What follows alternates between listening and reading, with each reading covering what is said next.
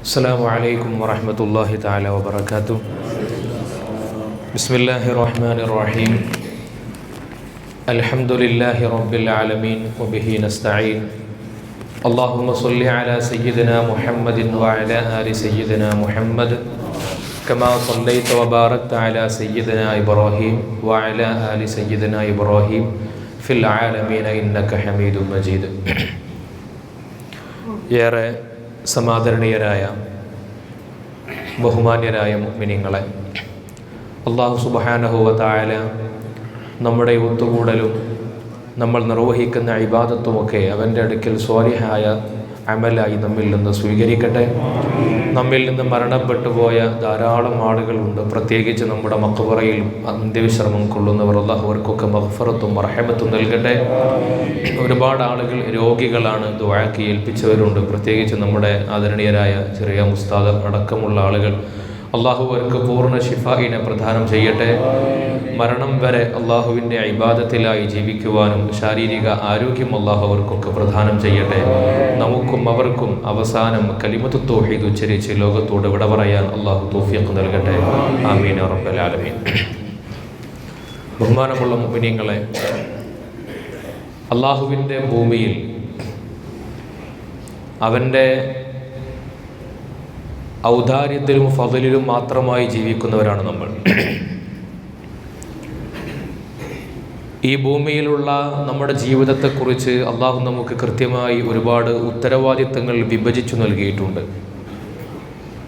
ചെറിയ കുട്ടികൾക്ക് ഉത്തരവാദിത്തങ്ങളുണ്ട്, രക്ഷിതാക്കൾക്ക് ഉത്തരവാദിത്തങ്ങളുണ്ട്, സഹോദരങ്ങൾക്കുണ്ട്, പണ്ഡിതന്മാർക്കുണ്ട്, അയൽവാസികൾക്കുണ്ട്, സമൂഹത്തിൻ്റെ എല്ലാ മേഖലയിൽ പ്രവർത്തിക്കുന്ന ആളുകൾക്കും ഉത്തരവാദിത്തങ്ങളുണ്ട്. എല്ലാവരും ആ ഉത്തരവാദിത്തം കൃത്യമായി നിർവഹിക്കുമ്പോൾ മാത്രമാണ് ഒരു സമൂഹം സമ്പൂർണ്ണമായി ഏറ്റവും മികച്ച സമൂഹമായിട്ട് മാറുകയുള്ളൂ. നമ്മളൊരു നാടിനെ പറ്റി ആലോചിക്കുകയാണെങ്കിൽ ആ നാട്ടിൽ സമാധാനവും സന്തോഷവും ഉണ്ടാകണമെങ്കിൽ ആ നാട്ടിലെ ഭരണകൂടം മാത്രം വിചാരിച്ചാൽ പോരാ. അവിടുത്തെ ഭരണകൂടം, അവിടുത്തെ ഗവൺമെൻറ്, അവിടുത്തെ കോടതികൾ, നിയമപാലകർ, നാട്ടിലെ സാധാരണ ജനങ്ങൾ, കച്ചവടക്കാർ, ജോലിക്കാർ എല്ലാവരും നല്ല മൂല്യങ്ങൾ ഉയർത്തിപ്പിടിക്കുന്നവരും സൽസ്വഭാവികളുമാണെങ്കിൽ മാത്രമാണ് ഒരു നാട്ടിൽ എല്ലാ കാലത്തും സന്തോഷകരമായ ഒരു ജീവിതം സാധ്യമാവുക. ഒരു കുടുംബത്തിൽ അങ്ങനെയാണ്. ഒരു കുടുംബത്തിൽ സന്തോഷവും ഐശ്വര്യവും ഐക്യവും ഉണ്ടാകണമെങ്കിൽ കുടുംബനാഥൻ മാത്രം വിചാരിച്ചാൽ പോരാ. ആ കുടുംബത്തിലെ ഓരോ അംഗങ്ങളും അവരവരുടെ ഉത്തരവാദിത്വം പൂർണ്ണമായി നിർവഹിക്കണം. ഒരു കുടുംബത്തിൽ ഉപ്പാക്ക് ഉത്തരവാദിത്വമുണ്ട്, ഉമ്മാക്കുമുണ്ട്, വല്യുപ്പാക്കും വല്യുമ്മാക്കും മക്കൾക്കുമൊക്കെ ഉത്തരവാദിത്വമുണ്ട്. ഈ ഉത്തരവാദിത്തങ്ങൾ ഏതെങ്കിലും ഒരാൾ മാത്രം നിർവഹിച്ചാൽ സമൂഹത്തിലോ കുടുംബത്തിലോ നാട്ടിലോ ഒരു സ്ഥാപനത്തിലോ സമാശ്വാസത്തോടു കൂടി ജീവിക്കാൻ കഴിയില്ല. അതുകൊണ്ടാണ് അള്ളാഹുവിൻ്റെ ദീൻ നമ്മളോട് നിരന്തരമായി ഹദീസുകളിലൂടെ പഠിപ്പിക്കുന്നത് കാണാൻ കഴിയും. ഒരു സമൂഹം അപായപ്പെടുക, അപകടത്തിൽപ്പെടുക എന്ന് പറഞ്ഞാൽ അവിടെ ഒരാൾ കേടുവന്നാൽ മതി. ഒരാൾക്ക് ഏതെങ്കിലും രീതിയിലുള്ള ചീത്ത സ്വഭാവങ്ങൾ, ദുശ്ശീലങ്ങൾ ഒരാളിലുണ്ടായാൽ അതിൻ്റെ പ്രത്യാഘാതങ്ങൾ ഒരു നാട് മുഴുവൻ അനുഭവിക്കും. നമ്മൾ ലഹരിയെപ്പറ്റി പറയുമ്പോൾ നമ്മൾ പറയാറുണ്ട്, ലഹരിയുടെ ഉപഭോക്താക്കളും അതിൻ്റെ പ്രചാരകരും അതിൻ്റെ വിപണനം നടത്തുന്ന ആളുകളും എല്ലാവരും കുറ്റക്കാരാണ്, ശപിക്കപ്പെട്ടവരാണ്. എന്തുകൊണ്ടാണ്? അതൊരു സമൂഹത്തെ തകർക്കുന്നതാണ്, ഒരു സാമൂഹ്യ വിരുദ്ധമായ പ്രവർത്തനമാണ്. ഈ കാലഘട്ടത്തിൽ അധ്യാപകർക്കും വിദ്യാർത്ഥികൾക്കും രക്ഷിതാക്കൾക്കും ഒക്കെയുള്ള ഏറ്റവും പ്രധാനമായ ചുമതല എന്താണ്?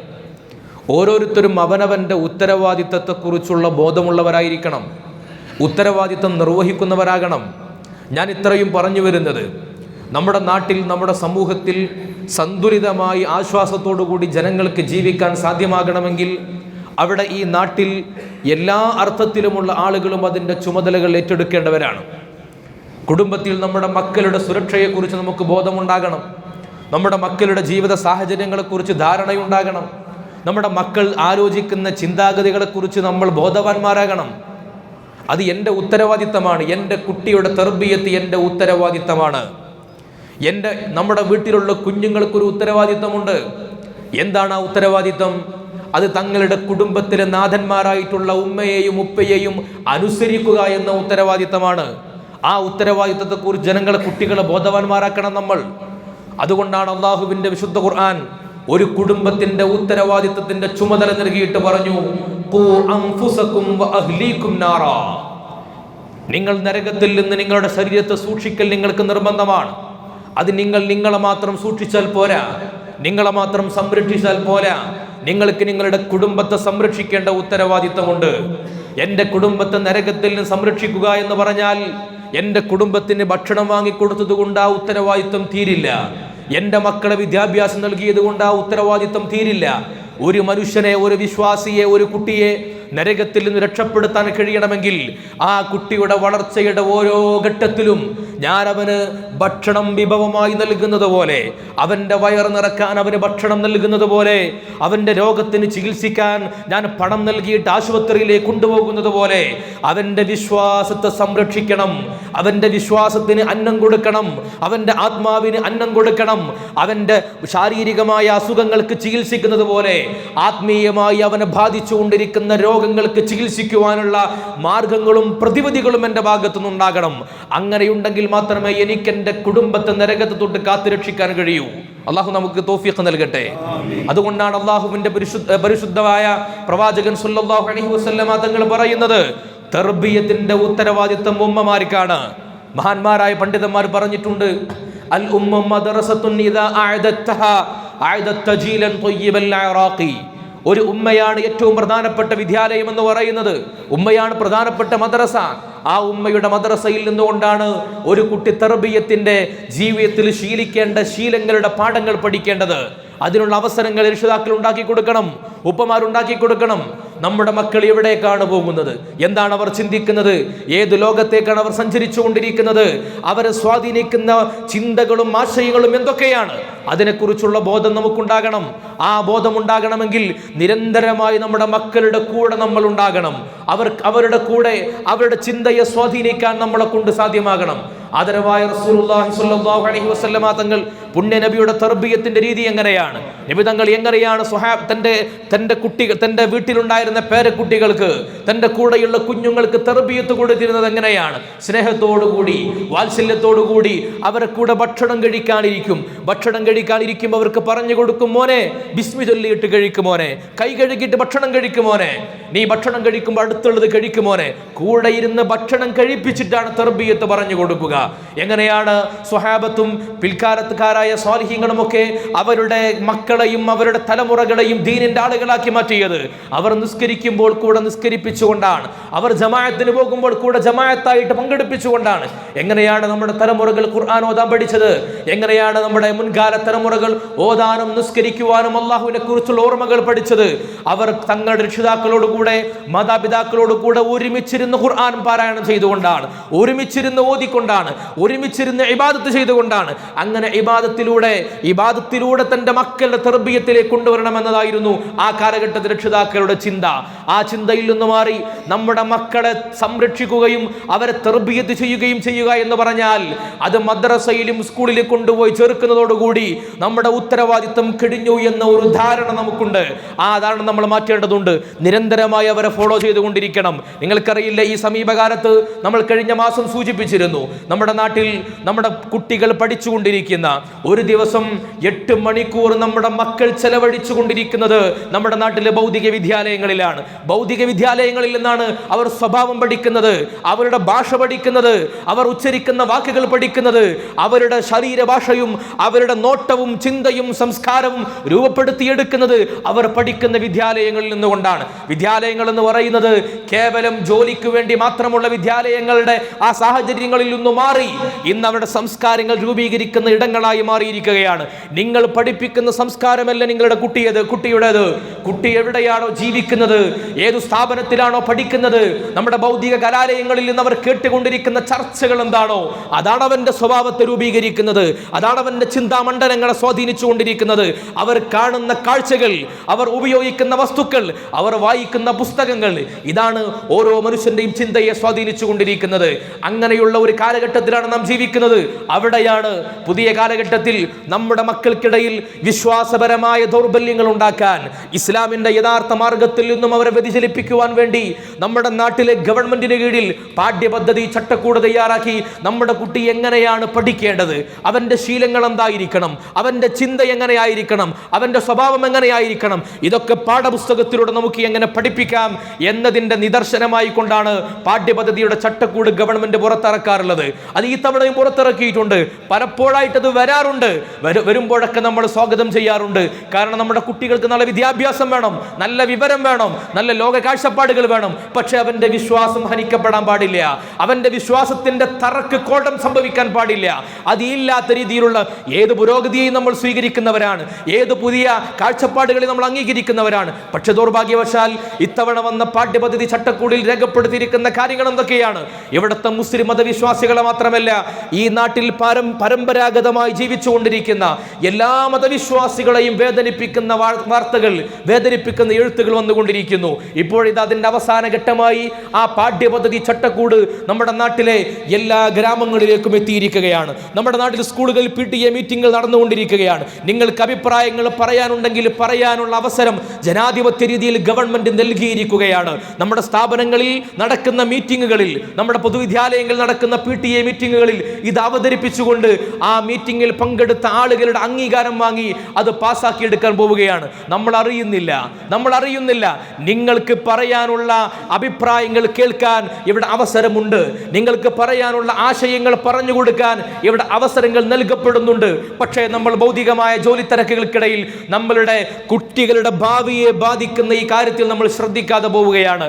അവിടെ എൻ്റെ പ്രിയപ്പെട്ടവരോട് പറയാനുള്ളത്, ഈ മാസം 31-ാം തീയതി വരെ നമ്മുടെ നാട്ടിലെ വിവിധ പ്രദേശങ്ങളിൽ ഇതിനനുബന്ധമായി കൊണ്ട് കുടുംബശ്രീകളിൽ ചർച്ചകൾ നടക്കും. നമ്മുടെ വിദ്യാലയങ്ങളിൽ രക്ഷിതാക്കളുടെ PTA മീറ്റിംഗുകൾ ഉണ്ടാകും. അവിടെ 113ഓളം പേജ് വരുന്ന പാഠ്യപദ്ധതി ചട്ടക്കൂടിനെ അംഗീകരിച്ചുകൊണ്ട് ഒരുപക്ഷെ അവിടെ അംഗീകരിച്ചുകൊണ്ടുള്ള ഒപ്പുശേഖരണങ്ങളും മറ്റും നടക്കാൻ സാധ്യതയുണ്ട്. നമ്മൾ അവിടെ പോകണം, എന്നിട്ട് പറയണം എന്തൊക്കെയാണ് നമുക്കതിൽ വിയോജിപ്പുകളുള്ളത് എന്ന്. ഏറ്റവും പ്രധാനമായി ഈ നാട്ടിൽ പരമ്പരാഗതമായി നമ്മൾ സ്വീകരിച്ചു വരുന്ന പ്രകൃതിപരമായി ഈ നാട്ടിലെ മനുഷ്യർ ഉൾക്കൊണ്ട് വരുന്ന ചില ചിന്താഗതികളുണ്ട്. എന്താണത്? നമുക്കൊരു കുഞ്ഞ് പിറന്നാൽ ആദ്യം നമ്മളോട് വീട്ടുകാർ ചോദിക്കുന്ന ഒരു ചോദ്യമുണ്ട്, കുഞ്ഞ് എന്ത് കുട്ടിയാണ്, ആണാണോ പെണ്ണാണോ എന്നൊരു ചോദ്യം. ഇനി മുതൽ അങ്ങനെ ചോദിക്കാൻ പാടില്ല എന്നാണ് പറയുന്നത്. ആണാണോ പെണ്ണാണോ എന്ന ചോദ്യത്തിന് അർത്ഥമില്ല. ആൺ പെൺ എന്ന് പറയുന്ന ലിംഗത്വം നിർണ്ണയിക്കപ്പെടുന്നത് അവർ പ്രായമെത്തിയതിനു ശേഷം മാത്രമേ ഉണ്ടാവുന്നതുള്ളൂ, പ്രായമെത്തിയതിനു ശേഷം മാത്രം നിർണ്ണയിക്കാൻ പറ്റുകയുള്ളൂ എന്ന് പറയുന്ന ആഗോള ചിന്താഗതികളുടെ, ലിബറൽ ചിന്താഗതികളുടെ കടന്നുകയറ്റങ്ങൾ, കടത്തിക്കൂട്ടലുകൾ, ഒളിച്ചു കടത്തലുകൾ നമ്മുടെ കുട്ടികളുടെ പിന്നെ പാഠപുസ്തകങ്ങളിലേക്ക് എത്തിച്ചേരാനിരിക്കുകയാണ്. നമ്മളതിനെതിരെ ജാഗ്രതയോടുകൂടി പ്രതികരിക്കണം. നമുക്കൊരിക്കലും പറയാൻ കഴിയില്ല നമ്മൾ അറിയാതെയാണ് ഇത് പ്രഖ്യാപിക്കപ്പെട്ടിട്ടുള്ളത് എന്ന്, നമ്മൾ അറിയാതെയാണ് ഇത് നമ്മുടെ കുട്ടികളുടെ പഠന മേഖലയിൽ ഉൾപ്പെടുത്തിയിട്ടുള്ളത് എന്ന് നമുക്ക് പറയാൻ കഴിയില്ല. എന്തുകൊണ്ട്? ജനാധിപത്യപരമായി നമുക്ക് പ്രതികരിക്കാനുള്ള അവസരങ്ങൾ ഇവിടെ നൽകപ്പെടുന്നുണ്ട്. അവിടെ പോയി നമ്മൾ നിർബന്ധമായി പറഞ്ഞുകൊണ്ടിരിക്കണം. അതോടൊപ്പം തന്നെയാണ് ലിംഗസമത്വം എന്ന് പറയുന്ന ഒരു സിദ്ധാന്തത്തെ കൊണ്ടുവരുന്നു. ആൺ പെണ്ണെന്ന മാറ്റങ്ങളില്ല. ആൺകുട്ടികളും പെൺകുട്ടികളും ഒരുമിച്ചിരിക്കണം, അവരുടെ കളിക്കളങ്ങളിൽ അവർ ഒരുമിച്ച് കളിക്കണം, അവരുടെ ലാബുകളിൽ അവർ ഒരുമിച്ചിരിക്കണം, അവരുടെ ക്ലാസ് മുറികളിൽ ഒരുമിച്ചിരുന്നു കൊണ്ട് അവർ പഠിക്കട്ടെ. ഇങ്ങനെ കാലങ്ങളായിട്ട് നമ്മൾ സ്വീകരിച്ചു വരുന്ന പ്രകൃതിപരമായിട്ട് ഈ നാട്ടിലെ എല്ലാ മനുഷ്യരും, വിശ്വാസികളും അവിശ്വാസികളും അടക്കം എല്ലാ മനുഷ്യരും സ്വീകരിച്ചു വരുന്ന പ്രകൃതിപരമായ ചില ശീലങ്ങളുണ്ട്. ആ ശീലങ്ങളെ കാറ്റിൽ പറത്തിയിട്ട് ലിംഗപരമായിട്ടൊരു വിവേചനവുമില്ല. ആൺ പെണ്ണെന്ന് പറയുന്നത് ശരീരത്തിലുള്ള ചില മാറ്റങ്ങൾ മാത്രമാണ്. അത് എല്ലാവരും ഒരുമിച്ചിരുന്നാലും, ഒരുമിച്ച് യാത്ര ചെയ്താലും, ഒറ്റയ്ക്ക് എവിടെയെങ്കിലും പോയാലും അതൊന്നും പ്രശ്നവൽക്കരിക്കേണ്ട കാര്യമില്ല എന്നത് കേവലം 1-2 ആളുകൾ പറയുകയല്ല. നമ്മുടെ കുട്ടികൾ നിർബന്ധിതമായി 14 വയസ്സ് വരെ പഠിക്കേണ്ട നിർബന്ധിത പൊതുവിദ്യാഭ്യാസത്തിന്റെ പാഠപുസ്തകങ്ങളിലേക്ക് തുന്നിച്ചേർക്കപ്പെടാൻ പോവുകയാണ്. നമ്മൾ ശ്രദ്ധിക്കേണ്ടതില്ലേ? നമ്മൾ അതിൽ ഇടപെടേണ്ടതില്ലേ? അതോടൊപ്പം തന്നെ നമ്മുടെ വിദ്യാർത്ഥികൾക്കിടയിൽ യുക്തിചിന്ത വർദ്ധിപ്പിക്കണമെന്ന് പറയുന്നു. യുക്തി കൊണ്ട് നിങ്ങൾ ചിന്തിക്കരുത് എന്ന് ഇസ്ലാം പറയുന്നില്ല. പക്ഷേ യുക്തി മാത്രമാണ് മാനദണ്ഡം എന്ന് പറയുന്ന ഒരു ആശയം അത് ഇസ്ലാമികമല്ല. എന്തുകൊണ്ട്? മനുഷ്യന്റെ യുക്തി എന്ന് പറയുന്നത് നിങ്ങൾക്ക് ഒരിക്കലും ഈ പ്രപഞ്ചത്തെ ഉൾക്കൊള്ളാൻ കഴിയില്ല. ഈ ബുദ്ധി കൊണ്ടും ഈ യുക്തി കൊണ്ടും പ്രപഞ്ചത്തെ മനസ്സിലാക്കാൻ കഴിയില്ല. ഒരുപക്ഷെ 50 കൊല്ലം ശേഷം വരാനിരിക്കുന്ന കാര്യങ്ങൾ പോലും മനസ്സിലാക്കാൻ ഉൾക്കൊള്ളാൻ സാധ്യമാകാത്ത ദുർബലമായ ബുദ്ധിയാണ് നമ്മുടേത്. ഈ യുക്തി വെച്ചുകൊണ്ട് എങ്ങനെയാണ്, ഈ ബുദ്ധി വെച്ചുകൊണ്ട് എങ്ങനെയാണ് അത് മാത്രമേ നിങ്ങൾ വിശ്വസിക്കാവൂ എന്ന് പറയുന്നത്? 1-ാം ക്ലാസ്സിൽ പഠിക്കുന്ന കുട്ടിക്ക് നമ്മൾ കണക്ക് പഠിപ്പിച്ചു കൊടുക്കാറുണ്ട്. 2-ലും 3-ലും 4-ലും പഠിക്കുന്ന കുട്ടികൾക്ക് ഭാഷയും ശാസ്ത്രവും പഠിപ്പിച്ചു കൊടുക്കാറുണ്ട്. ഒരിക്കലും ഭാഷയും ശാസ്ത്രവും കുട്ടികൾക്ക് പഠിപ്പിച്ചു കൊടുക്കുന്നത് നിങ്ങൾ യുക്തി കൊണ്ട് ആലോചിച്ചിട്ട് വേണമെങ്കിൽ സ്വീകരിക്കൂ എന്ന് പറഞ്ഞിട്ടല്ല. ഇവിടെ പഠിപ്പിക്കുന്ന അധ്യാപകന് പറയുന്നതൊക്കെ നിങ്ങൾ സ്വീകരിക്കണം എന്ന ശിക്ഷണത്തിലൂടെയാണ്. എന്തുകൊണ്ടാണ് ശിക്ഷണം വേണമെന്ന് പറയുന്നത്? ആ പ്രായത്തിലുള്ള കുട്ടികൾക്ക് അതിനെ ആലോചിച്ച് ഉൾക്കൊള്ളാനുള്ള പക്വത എത്തിയിട്ടില്ല. അതുപോലെയാണ് മനുഷ്യന്റെ അവസ്ഥ. നമുക്ക് എത്ര പ്രായമെത്തിയാലും, നമുക്ക് എത്ര വിദ്യാഭ്യാസം ഉണ്ടായാലും, നമുക്ക് എത്ര സൗകര്യങ്ങൾ ഉണ്ടായാലും ഈ പ്രപഞ്ചത്തിന്റെ രഹസ്യങ്ങളെ കുറിച്ച് ആലോചിച്ച് കണ്ടെത്താൻ നമ്മുടെ ബുദ്ധി കൊണ്ട് കഴിയില്ല. നമ്മൾ ശിശുക്കളാണ്. ഈ വിശാലമായ പ്രപഞ്ചത്തിനകത്ത് കേവലം പൊടിപടലങ്ങൾ പോലെയുള്ള വസ്തുക്കൾ മാത്രമാണ് നമ്മളെ കൊണ്ട് ഒന്നും കഴിയില്ല. അള്ളാഹുവിന്റെ സൃഷ്ടിപ്പിന്റെ രഹസ്യങ്ങളെ കുറിച്ച്, അള്ളാഹു ഈ പ്രപഞ്ചത്തിൽ സംവിധാനിച്ചുള്ള അസ്റാറുകളെ കുറിച്ച്, അതിന്റെ പൊരുളുകളെ കുറിച്ച് ആലോചിക്കുവാനോ പറയാനോ കഴിയില്ല.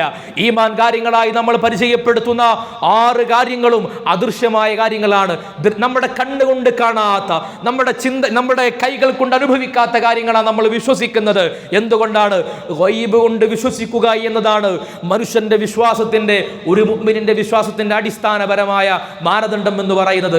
ആ മാനദണ്ഡത്തെ കാറ്റിൽ പറത്തിയിട്ട് മനുഷ്യൻ സ്വയം പര്യാപ്തനാണ്, നീ യോഗ്യനാണ്, നീ എല്ലാം തികഞ്ഞവനാണ് എന്ന് മനുഷ്യനെ തെറ്റിദ്ധരിപ്പിച്ചുകൊണ്ടാണ് പുതിയ കാലത്തുള്ള വായനകൾ വന്നുകൊണ്ടിരിക്കുന്നത്. നിങ്ങളുടെ കുട്ടികളെ യുക്തിചിന്തയിലൂടെ മാത്രം നിങ്ങളുടെ കുട്ടികളെ വളർത്തണമെന്ന് പറഞ്ഞാൽ അത് തകർക്കാൻ പോകുന്നത് നമ്മുടെ കുടുംബങ്ങളിലെ സന്തോഷങ്ങളാണ്. നിങ്ങളുടെ മക്കളോട് കുടുംബത്തിൽ എന്തെങ്കിലും ഒരു കാര്യം പറയുമ്പോൾ ആ കുട്ടി അതിനെ നിരാകരിക്കും. എൻ്റെ ബുദ്ധിക്ക് മനസ്സിലാകുന്നില്ല, എനിക്ക് തോന്നുന്നത് ഇങ്ങനെയാണ്, അതുകൊണ്ട് ഞാൻ ഇങ്ങനെ ചെയ്യുമെന്ന് പറഞ്ഞ് നിങ്ങളെ പ്രതിരോധിക്കാൻ ആ കുട്ടികൾ തയ്യാറാകും. ഒരു രക്ഷിതാവിനെ, ഒരു മാതാവിനെയും പിതാവിനെയും നിരുപാധികം നന്മയുടെ വഴിയിൽ അനുസരിക്കാൻ സാധ്യമാകാത്ത ഇടത്തോളം ഒരു കുടുംബത്തിൽ സമാധാനം ഉണ്ടാകില്ല, ഒരു നാട്ടിൽ ആശ്വാസം ഉണ്ടാകില്ല, ഒരു സ്ഥാപനത്തിൽ സന്തോഷങ്ങൾ നിലനിൽക്കില്ല. അവിടെയൊക്കെ വേണ്ടത് അനുസരണയുടെ, നമ്മുടെ മുകളിലുള്ള ആളുകളെ അനുസരിക്കുക എന്ന വിധേയത്വത്തിന്റെ മനോഭാവമാണ്. അതിനെ തകർത്തെറിഞ്ഞുകൊണ്ട് ഓരോ മനുഷ്യനും അവൻ സ്വന്തം ഒരു പ്രസ്ഥാനമാണ് എന്ന കാഴ്ചപ്പാടിലേക്ക് കൊണ്ടുവന്ന് സാമൂഹ്യമായ കടപ്പാടുകളെ മാറ്റിവെച്ച്, വ്യക്തിബന്ധങ്ങളെ മാറ്റിവെച്ച്, കുടുംബ ബന്ധത്തിന്റെ വേരുകൾ മുറിച്ചു മാറ്റി സ്വതന്ത്രമായി ചിന്തിക്കണമെന്ന് പറഞ്ഞ് ഈ മനുഷ്യനെ അഹങ്കാരത്തിന്റെയും അഹംഭാവത്തിന്റെയും വഴിയിലേക്ക് തള്ളിവിടുന്ന ഇത്തരം യുക്തിചിന്തയെ പ്രോത്സാഹിപ്പിക്കുന്ന കാഴ്ചപ്പാടുകൾ നിരുത്സാഹപ്പെടുത്തണം. അത് നിർബന്ധമായി പിൻവലിക്കാൻ വേണ്ടി പറയാൻ നമുക്ക് സാധ്യമാകണം. അതുകൊണ്ട് ഈ രീതിയിലുള്ള നമ്മുടെ വിശ്വാസത്തിനും, നമ്മുടെ പൊതുജീവിതത്തിനും, നമ്മുടെ സാമൂഹ്യ ജീവിതത്തിനും, കുടുംബപരമായ നമ്മുടെ കൂട്ടുത്തരവാദിത്വത്തോടു കൂടി നമ്മൾ ചെയ്യുന്ന കാര്യങ്ങളിലൊക്കെ വിള്ളലുണ്ടാക്കുന്ന ഇത്തരം ചിന്താഗതികൾക്കെതിരെ കിട്ടുന്ന അവസരങ്ങളിലൊക്കെ നമ്മൾ പ്രതികരിക്കുകയും അതിനുള്ള തിരുത്തലുകൾ വാങ്ങുകയും ചെയ്യണം. അള്ളാഹു നമുക്ക് തൗഫീഖ് നൽകി അനുഗ്രഹിക്കുമാറാകട്ടെ. അത്തരത്തിലുള്ള പ്രചണ്ഡമായ പ്രചരണങ്ങളിൽ നിന്ന്, അത്തരത്തിലുള്ള അപകടങ്ങളിൽ നിന്ന് അള്ളാഹു ഉമ്മത്തിനെ കാത്തുരക്ഷിക്കട്ടെ. ജാഗ്രതയോടുകൂടി ഇടപെടേണ്ട കാലമാണ്. പിശാചിന്റെ വിളയാട്ടം വളർന്നുകൊണ്ടിരിക്കുമ്പോഴാണ് തർബിയത്തിന്റെ താളങ്ങൾ കൂടുതൽ ഉണ്ടാകേണ്ടത്. ഇബ്ലീസിന്റെ വഴികൾ കൂടിക്കൊണ്ടിരിക്കുമ്പോഴാണ് അള്ളാഹുവിലേക്കുള്ള വഴികളിലേക്ക് മക്കളെ കൂടുതൽ നമ്മൾ ക്ഷണിക്കേണ്ടത്. ഒരു 10 കൊല്ലം മുമ്പ് നമ്മൾ കുട്ടികളുടെ കാര്യത്തിൽ, സമൂഹത്തിന്റെ കാര്യത്തിൽ, തർബിയത്തിൽ നമ്മൾ എത്ര കണ്ട് ശ്രദ്ധിച്ചിരുന്നു, അതിന്റെ ഒരു 100 ഇരട്ടി ശ്രദ്ധിക്കേണ്ട ഒരു കാര്യമാണ്. ആളുകൾക്ക് നന്നാകുവാനുള്ള വഴികൾ കുറയുകയും കേടുവരുവാനുള്ള പിശാചിന്റെ വഴികൾ ആയിരക്കണക്കിന് മടങ്ങായി വർദ്ധിക്കുകയും ചെയ്യുന്ന ഒരു കാലമാണ്. ജാഗ്രതയോടുകൂടി നമ്മുടെ ജോലിയെക്കുറിച്ച് നമുക്ക് എത്ര കണ്ട് ജാഗ്രതയുണ്ടോ, നമുക്ക് നമ്മുടെ ശരീരത്തെക്കുറിച്ചും നമ്മുടെ വസ്ത്രത്തെക്കുറിച്ചും നമ്മുടെ സാമ്പത്തിക സ്ഥിതിയെക്കുറിച്ചും എത്ര കണ്ട് ജാഗ്രതയുണ്ടോ, അതിനേക്കാൾ ജാഗ്രത നമ്മുടെ കാര്യത്തിലും, മക്കളുടെ കാര്യത്തിലും, കുടുംബത്തിന്റെ ഈമാന്റെ കാര്യത്തിലും, തർബിയത്തിന്റെ കാര്യത്തിലും നമുക്കുണ്ടാകണം. ആ ജാഗ്രതയോടുകൂടി ഓരോ മേഖലയിലും ഇടപെടാൻ അള്ളാഹു നമുക്ക് തൗഫീഖ് നൽകി അനുഗ്രഹിക്കുമാറാകട്ടെ. ആമീൻ എന്ന് ഈ അവസരത്തിൽ ദുആ ചെയ്യുകയാണ്. ബഹുമാനമുള്ളവരെ, കഴിഞ്ഞ ആഴ്ചകളിൽ നമ്മൾ സൂചിപ്പിച്ചിരുന്നത് പോലെ നമ്മുടെ പള്ളിയുടെ നവീകരണ നവീകരണ പ്രവർത്തനങ്ങൾക്ക് വേണ്ടി ഒരുപാട് ആളുകൾ കഴിഞ്ഞ ദിവസങ്ങളിൽ നിരവധി സഹായങ്ങൾ നൽകിയിട്ടുണ്ട്. അള്ളാഹു ഇതിനെ സഹായിച്ചവർക്കും അള്ളാഹു അർഹമായ പ്രതിഫലം നൽകി അനുഗ്രഹിക്കുമാറാകട്ടെ. ഇനിയും ഒരുപാട് ആളുകളുടെ സഹായം ആവശ്യമാണ്. എല്ലാ ആളുകളും അവരെ കൊണ്ട് കഴിയുന്ന പരമാവധി സഹായങ്ങൾ ഇതിലേക്ക് നൽകി അതുമായി സഹകരിക്കണമെന്ന് അറിയിക്കുകയാണ്. കുണ്ടനി ബഷീർ ഹാജി 15 ഫാൻ, ഏകദേശം 50,000-ന് മുകളിൽ വരുന്ന നമ്മുടെ ഹാളിലേക്ക് ആവശ്യമായ 15 ഫാനും അവർ ഏറ്റെടുത്തിട്ടുണ്ട്. അവരുടെ ഉപ്പാക്കും അവരുടെ എളാപ്പ കുഞ്ഞാവ ഹാജി ഉസ്താദിനും പ്രത്യേകം ദുആ ചെയ്യാൻ പറഞ്ഞിട്ടുണ്ട്.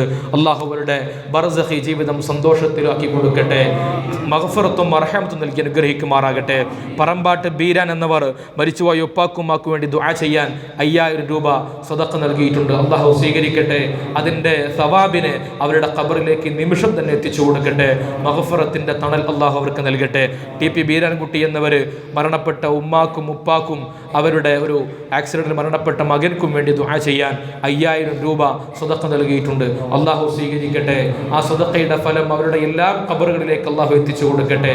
അവർക്കും അവരുടെ ആശ്രിതർക്കും അതിൻ്റെ ഫലമായി അള്ളാഹു സ്വർഗപ്രവേശനം സാധ്യമാക്കട്ടെ. കുണ്ടനെ ഖാലിദി എന്നവർ 1 മീറ്റർ കാർപ്പറ്റ് മരണപ്പെട്ട ഉപ്പാക്ക് വേണ്ടി ദുആ ചെയ്യാൻ വേണ്ടി ഹദിയ നൽകിയിട്ടുണ്ട്. അള്ളാഹു സ്വീകരിക്കട്ടെ. അവർക്ക് മഗ്ഫിറത്തും മർഹമത്തും അള്ളാഹു നൽകട്ടെ. കുണ്ടനി സിയാദ് ഡോക്ടർ എന്നവർ 4 മീറ്റർ കാർപ്പറ്റ് ഏകദേശം 10,400 രൂപ അവരുടെ മരണപ്പെട്ട വല്യമ്മാക്കും വല്യപ്പാക്കും വേണ്ടി സദഖ നൽകിയിട്ടുണ്ട്. അള്ളാഹു ആ സദഖയെ അതിൻ്റെ സവാബിനെ അവരുടെ ഖബറിലേക്ക് അള്ളാഹു എത്തിച്ചു കൊടുക്കട്ടെ. സന്തോഷമുള്ള ഖബർ ജീവിതം നൽകട്ടെ. മുസ്തഫ ഹാജി 25,000 രൂപ മരണപ്പെട്ട ഉപ്പാക്കും ഉമ്മാക്കും അവരുടെ ജ്യേഷ്ഠനും വേണ്ടി ദുആ ചെയ്യാൻ പറഞ്ഞിട്ടുണ്ട്. അള്ളാഹു ആ സദഖയെ സ്വീകരിക്കട്ടെ. അതിൻ്റെ സവാബിനെ നിമിഷം തന്നെ അവരുടെ ഖബറിലേക്ക് എത്തിച്ചു കൊടുക്കട്ടെ. മഗ്ഫിറത്തും മർഹമത്തും നൽകി അനുഗ്രഹിക്കട്ടെ. അതുപോലെ NP ബാവുമോൻ ഹാജി 2 മീറ്റർ 5200 രൂപ, അതോടൊപ്പം തന്നെ ഒരു ടേബിൾ 4600 രൂപ വരെ വരുന്നൊരു ടേബിളും അവരുടെ ഉപ്പാക്കും ഉമ്മാക്കും വേണ്ടി ദുആ ചെയ്യാൻ പറഞ്ഞിട്ടുണ്ട്. അള്ളാഹു അവർക്ക് മഗ്ഫിറത്തും മർഹമത്തും നൽകി അനുഗ്രഹിക്കട്ടെ. അവരുടെ സദഖകളെ അള്ളാഹു സ്വീകരിക്കട്ടെ. ഖബറിലേക്ക് അതിൻ്റെ സവാബിനെ എത്തിച്ചു കൊടുക്കട്ടെ. KK Shafi master 2 metre carpet 5200 രൂപ മരണപ്പെട്ട ഉപ്പാക്ക് വേണ്ടി ദുആ ചെയ്യാൻ അള്ളാഹു മഗ്ഫിറത്തും മർഹമത്തും നൽകി അനുഗ്രഹിക്കട്ടെ. ബർസഖി ജീവിതത്തിൽ അള്ളാഹു വിജയം നൽകുമാറാകട്ടെ. PK റസാഖ് എന്നവർ ഒരു ടേബിൾ 4600 രൂപ മരണപ്പെട്ട ഉപ്പാക്കും അവരുടെ മകൾക്കും വേണ്ടി ദുആ ചെയ്യാൻ അള്ളാഹു അവരുടെ ഖബർ ജീവിതം സന്തോഷത്തിലാക്കട്ടെ. ഈ സദഖയുടെ സവാബിനെ നിമിഷം തന്നെ ഖബറിലേക്ക് എത്തിക്കട്ടെ. KP അഷ്റഫ് എന്നവർ 10,000 രൂപ ഉപ്പാക്കും ഉമ്മാക്കും വേണ്ടി ദുആ ചെയ്യാൻ പറഞ്ഞിട്ടുണ്ട്. അള്ളാഹു സദഖയെ സ്വീകരിക്കട്ടെ. അവരുടെ ഖബറിലേക്ക് അതിൻ്റെ സവാബിനെ ഈ നിമിഷം തന്നെ അള്ളാഹു എത്തിച്ചു കൊടുക്കട്ടെ. ബർസഖി ജീവിതം സന്തോഷകരമാക്കട്ടെ. ഈ ഉമർ മോൻ ഹാജിയും അവരുടെ സഹോദരന്മാരും കൂടി 1,00,000 രൂപ നമ്മുടെ ഈ സംരംഭത്തിലേക്ക് ഹദിയ നൽകിയിട്ടുണ്ട്. അള്ളാഹു അവരുടെ ഉപ്പാക്കും ഉമ്മാക്കും അവരുടെയൊക്കെ കുടുംബത്തിൽ നിന്ന് മരണപ്പെട്ടു പോയവർക്കൊക്കെ അതിൻ്റെ സവാബിനെ എത്തിച്ചു കൊടുക്കട്ടെ. അവരുടെയും ഈ നൽകിയ മുഴുവൻ കഴിഞ്ഞ ആഴ്ചയും ഈ ആഴ്ചയുമായി നൽകാനിരിക്കുന്ന ഉദ്ദേശിച്ച ധാരാളം ആളുകളുണ്ട്. എല്ലാവരുടെ മുറാദുകളും അള്ളാഹു ഹാസിലാക്കട്ടെ. ഈ സദഖക്ക് പകരമായി അള്ളാഹുവിൻ്റെ ജീവിതത്തിൽ സാമ്പത്തികമായ അഭിവൃദ്ധികൾ പ്രദാനം ചെയ്യട്ടെ. ഈ സദഖയുടെ ഫലമായി എല്ലാ മുസീബത്തുകളിൽ നിന്നും അവരെയും നമ്മളെയും അള്ളാഹു കാത്തുരക്ഷിക്കുമാറാകട്ടെ. ബഹുമാനമുള്ളവരെ, ഇന്ന് നമ്മുടെ പള്ളിയിൽ നടക്കുന്നത് 2 പിരിവാണ്. പറവണ്ണ മഹലിൽ താമസക്കാരനായ ഒരു 1.5 മുഹമ്മദ് സാലിം എന്ന 1 വയസ്സും 8 മാസമുള്ളൊരു കുട്ടിയും ശാരീരികമായി തലയിൽ ഞരമ്പിൽ വെള്ളം നിറഞ്ഞ് കിഡ്നി സംബന്ധമായ അസുഖമായിട്ട് ബുദ്ധിമുട്ടിലാണ്. അപ്പോൾ അവർക്ക് സാമ്പത്തികമായി വലിയ പ്രയാസത്തിലാണ്. അതിനെ സഹായിക്കണമെന്ന് അറിയിച്ചിട്ടുണ്ട്. അള്ളാഹു കുട്ടിക്ക് പൂർണ്ണ ശിഫ നൽകുമാറാകട്ടെ. നിങ്ങളെല്ലാവരും അതിനുവേണ്ടി സഹായിക്കുക. അതുപോലെ താനാളൂർ ഗ്രാമപഞ്ചായത്തിലെ 4 വാർഡിൽ സ്ഥിരതാമസക്കാരനായ ഒരു കൊല്ലേത്ത് കുഞ്ഞി മുഹമ്മദ് എന്നവർ, അവർക്ക് കാഴ്ച നഷ്ടം, 2 കണ്ണുകൾക്ക് കാഴ്ചയില്ല, സാമ്പത്തികമായി വളരെ പ്രയാസത്തിലാണ്. അത് അവർക്കൊരു ഓപ്പറേഷൻ, 2 പെൺകുട്ടികളെ കെട്ടിച്ചു. അതുപോലെ തന്നെ ഇനിയുള്ളൊരു വിദ്യാർത്ഥികളാണ്. അദ്ദേഹത്തിന് ഓപ്പറേഷൻ കഴിഞ്ഞ് ശാരീരികമായി വലിയ പ്രയാസം നേരിടുന്ന ആളാണ്. നിങ്ങളൊക്കെ അവർക്ക് വേണ്ടി സഹായിക്കണം. നമുക്ക് ശാരീരികമായി അള്ളാഹു നൽകിയ ഈ ആരോഗ്യം ആ സമയത്ത് നമ്മൾ നൽകുന്ന സദഖകൾ അള്ളാഹു സ്വീകരിക്കട്ടെ. ഇത്തരത്തിലുള്ള മാരകമായ അസുഖങ്ങളെ തൊട്ട് അള്ളാഹു നമ്മയും കുടുംബത്തെയും ഒക്കെ കാത്തുരക്ഷിക്കട്ടെ. റബ്ബന അലൈക തവക്കൽനാ വഇലൈക അനബ്നാ വഇലൈക്കൽ മസ്വീർ. ആമീൻ ബിറഹ്മതിക യാ അർഹമർ റഹീമീൻ. അസ്സലാമു അലൈക്കും വറഹ്മത്തുള്ളാഹി വബറകാതുഹു.